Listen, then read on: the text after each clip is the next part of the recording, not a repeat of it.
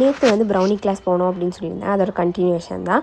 அதில் வந்து என் தங்கச்சி வந்து எப்படி வந்து ப்ரௌனி வந்து கன்சிஸ்டன்சி அதெல்லாமே பார்க்குறதுன்னு எல்லாமே என் ஃப்ரெண்டு ப்ராப்பராக எப்படி வந்துட்டு ஒரு பேக்கர் செஞ்சு தருவாங்களோ அந்த மாதிரி வந்து கன்சிஸ்டன்சி எல்லாமே வந்து கரெக்டாக சொல்லி கொடுத்துருந்தா.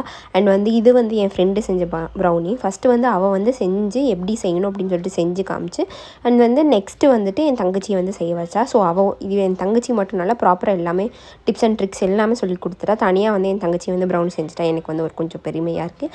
அண்ட் வந்துட்டு ஃபஸ்ட்டு செஞ்சபோது வந்துட்டு கரும்பு சக்கரை வச்சு அவள் செஞ்சா. எனக்கு வந்து கரும்பு சக்கரை அவ்வளோ ஹெல்தி அப்படின்னு சொல்லிட்டு செஞ்சா. பட் எனக்கு வந்து அவ்வளோக்கா பிடிக்கல.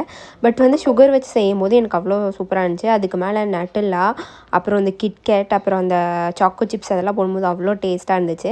எனக்கு வந்து அன்றைக்கி சூடாக சாப்பிடும்போது அவ்வளோ டேஸ்ட்டு தெரில. ஒரு 6 hours ப்ரௌனி யூஸ்வலி நம்ம பேக் பண்ணி ஒரு 6 hours 7 hours கழித்து சாப்பிடும்போது அவ்வளோ டேஸ்ட்டாக இருக்குது.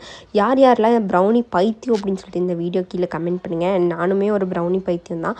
ஐஸ்கிரீம் வச்சு எங்கே போனாலுமே ப்ரௌனி வித் ஐஸ்கிரீம்னா வந்துட்டு எங்கே போனாலுமே வந்து சாப்பிட்ருவேன். சில டைம் வந்து ப்ரௌனி தனியாக அண்ட் ஐஸ்கிரீம் தனியாக வந்துட்டு 2 தனித்தனியாக வாங்கிட்டு வந்து சாப்பிடுவேன். அந்த மாதிரி நீங்களும் வந்து ட்ரை பண்ணிக்கலான்னு மறக்காம கமெண்ட் சொல்லுங்கள்.